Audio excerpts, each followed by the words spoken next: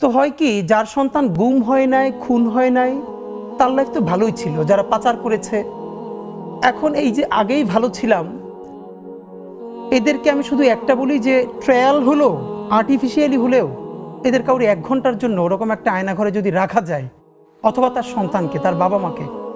Professor Yunus যেদিন প্রথম Aynaghor visit করলেন, ওদিন একটা বাচ্চা মেয়ে গেছিল তার সাথে।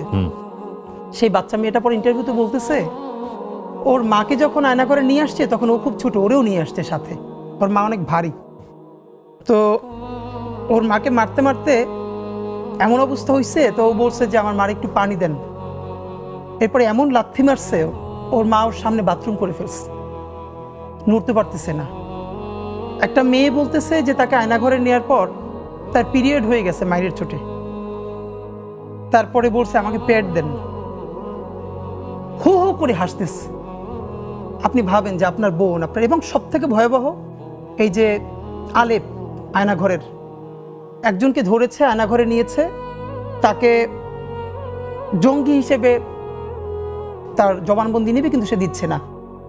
তাকে জঙ্গি হিসেবে জবানবন্দি নেয়ার জন্য তার স্ত্রীকে ধরে নিচ্ছে তার সামনে। আপনি চক্ষু বন্ধ করে ভাবেন যে তার স্ত্রী তখন রোজাদার স্ত্রীকে সে যাতে স্বীকারোক্তি দেয় যে এখানে জঙ্গিপনা আছে আর সে জঙ্গি কার্যক্রমের সাথে জড়িত।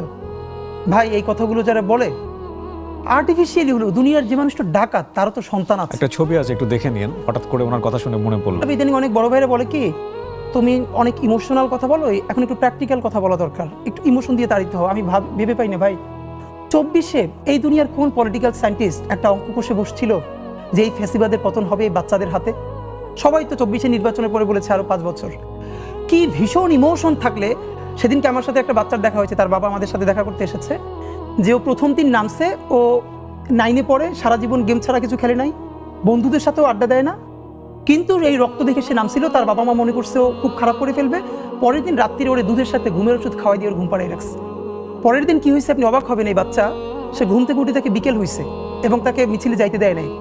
সে বাসায় বটি নিয়ে তারপরে বাপ মারে ধরছে, আমার উঠাও নাই কেন।